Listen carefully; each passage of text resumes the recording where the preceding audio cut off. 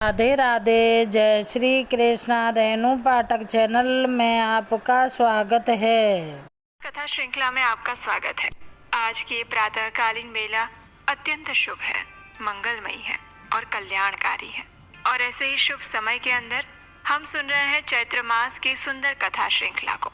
और इस कथा श्रृंखला में हम महर्षि वाल्मीकि द्वारा रचित रामायण का पाठ कर रहे हैं। तो चलिए हमारी आज की इस कथा यात्रा को आगे बढ़ाते हैं और सुनते हैं आज की चैत्र मास कथा। आइए आज की कथा आरंभ करते हैं। सदृशं राजशार्दूल तवैव भुवि नान्यतः महावंश प्रसूतस्य वसिष्ठ व्यपदेशिनः अहं नियममातिष्ठे सिद्ध्यर्थं पुरुषर्षभ तस्य विघ्नकरौ द्वौ तु राक्षसौ कामरूपिणौ। राजा दशरथ के ऐसे अद्भुत विस्तार से युक्त वचन सुनकर महातेजस्वी विश्वामित्र ऋषि पुलकित हो गए और उन्होंने कहा, हे राज सिंह, ये जो सारी बातें आपने बताई हैं वो आपके ही योग्य है। इस पृथ्वी पर दूसरे के मुख से ऐसे उदार वचन निकलने की संभावना नहीं है। और क्यों ना हो, आप एक महान कुल में उत्पन्न जो हुए हैं और वशिष्ठ जैसे ब्रह्म ऋषि आपके उपदेशक हैं। अच्छा, अब जो बात मेरे हृदय में है उसे सुनिए। हे नृपश्रेष्ठ, सुनकर उस कार्य को अवश्य पूर्ण करने का निश्चय कीजिएगा।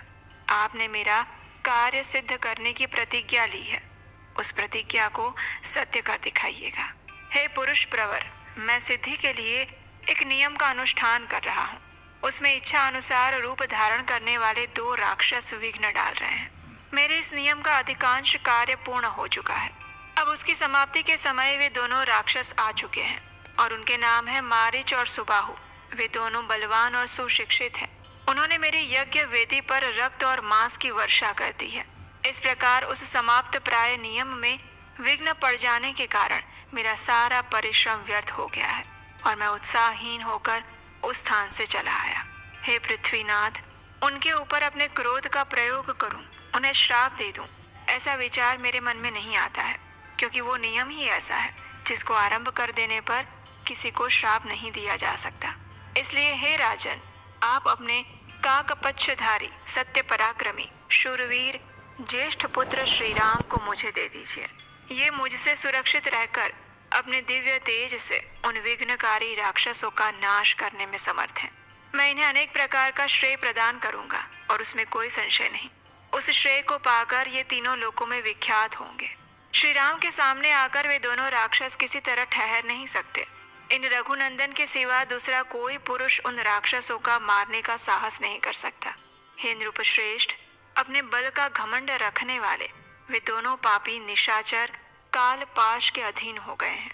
इसलिए महात्मा श्री राम के सामने वे नहीं टिक सकते। आप पुत्र विषयक स्नेह को सामने मत लाइएगा। मैं आपसे प्रतिज्ञा पूर्वक कहता हूँ कि उन दोनों राक्षसों को इनके हाथ से मरा हुआ ही समझिए। सत्य पराक्रमी महात्मा श्री राम क्या है ये मैं जानता हूँ। माँ तेजस्वी वशिष्ठ ऋषि और ये अन्य तपस्वी भी जानते हैं। हे राजेंद्र, अगर आप इस भूमंडल में धर्म लाभ और उत्तम यश को स्थिर रखना चाहते हैं तो श्री राम को मुझे दे दीजिए।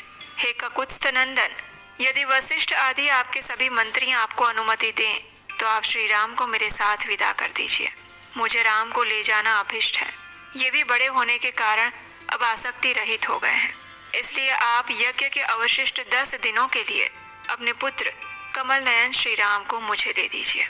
आप ऐसा कीजिए जिससे मेरे यज्ञ का समय व्यतीत ना हो जाए।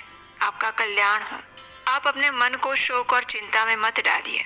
इस प्रकार धर्म और अर्थ से युक्त वचन कहकर धर्मात्मा महातेजस्वी परम बुद्धिमान विश्वामित्र जी चुप हो गए। ऋषि विश्वामित्र का ये वचन सुनकर महाराज दशरथ को पुत्र वियोग की आशंका से महान दुख होने लगा। वे उससे पीड़ित होकर सहसा कांप उठे और मूर्छित हो गए। थोड़ी देर बाद जब उन्हें चेतना आई तब वे भयभीत होकर विषाद करने लगे। विश्वामित्र मुनि का वचन राजा के हृदय को विदीर्ण करने वाला था। उसे सुनकर उनके मन में बड़ी व्यथा हो रही थी और फिर से वो अपने आसन से विचलित होकर मूर्छित हो गए। विश्वामित्र ऋषि का वचन सुनकर राजा दशरथ 2 घड़ी के लिए संज्ञा शून्य हो गए। फिर सचेत होकर कहने लगे, हे महर्षि, मेरा कमल नयन राम अभी पूरे 16 वर्ष का भी नहीं हुआ है। मैं इसमें राक्षसों के साथ युद्ध करने की कोई योग्यता नहीं देखता। ये मेरी अक्षौहिणी सेना है जिसका मैं पालक और स्वामी हूँ। इस सेना के साथ मैं स्वयं चलकर उन निशाचरों के साथ युद्ध कर सकता हूँ। ये मेरे शूरवीर सैनिक जो अस्त्र विद्या में कुशल और पराक्रमी हैं, राक्षसों के साथ जूझने की योग्यता रखते हैं, इसलिए इनको ले जाइए। राम को ले जाना उचित नहीं होगा ऋषिवर। मैं स्वयं ही हाथ में धनुष लेकर युद्ध के मुहाने पर रहकर आपके यज्ञ की रक्षा करूंगा। आप मुझे ले जाइए। जब तक मेरे इस शरीर में प्राण रहेंगे तब तक निशाचरों के साथ मैं लड़ता रहूंगा और मेरे द्वारा सुरक्षित होकर आपका ये नियम अनुष्ठान बिना किसी विघ्न और बाधा के अवश्य पूर्ण होगा। इसलिए मैं ही आपके साथ चलूंगा। आप राम को मत ले जाइए। मेरा राम अभी बालक है। उसने अभी तक युद्ध की विद्या नहीं सीखी। ये दूसरे के बलाबल को नहीं जानता। ना तो ये अस्त्र बल से संपन्न है और ना युद्ध की कला में निपुण।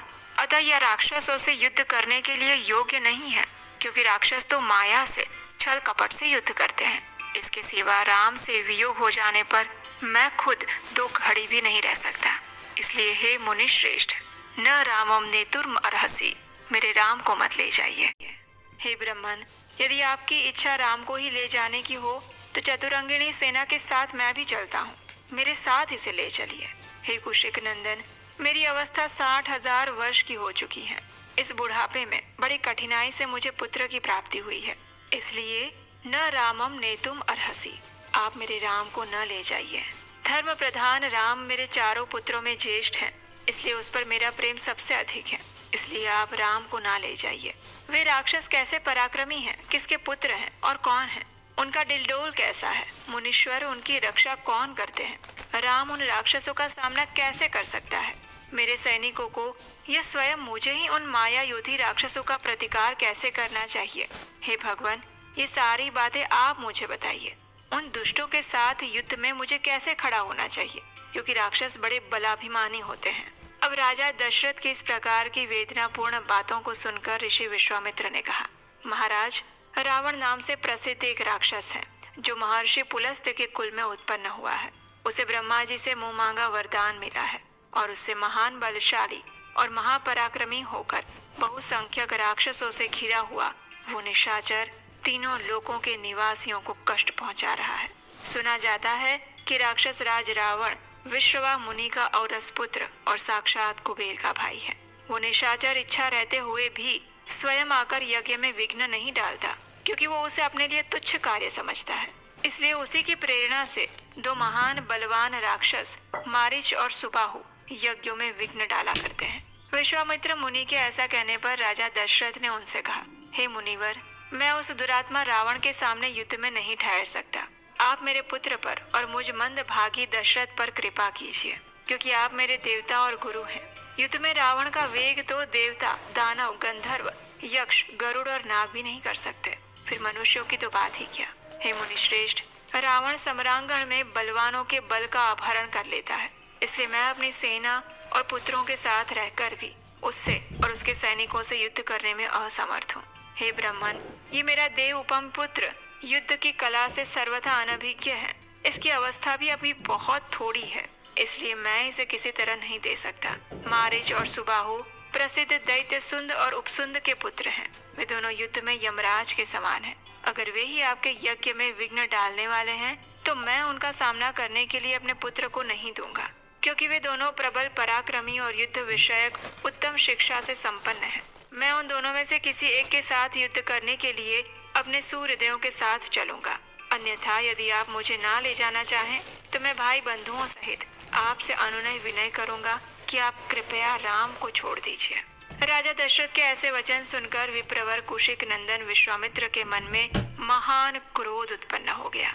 जैसे यज्ञशाला में अग्नि को भली भांति आहुति देकर घी की धारा से अभिषिक्त किया जाता है और फिर वो अग्नि प्रज्वलित हो जाती है, उसी प्रकार अग्नि तुल्य तेजस्वी महर्षि विश्वामित्र अत्यंत क्रोध की ज्वाला से भड़कने लगे। और फिर उन्होंने राजा दशरथ से क्या कहा, ये हम सुनेंगे हमारी इसी चैत्र मास कथा श्रृंखला की अगली कड़ी में, कल प्रातः काल।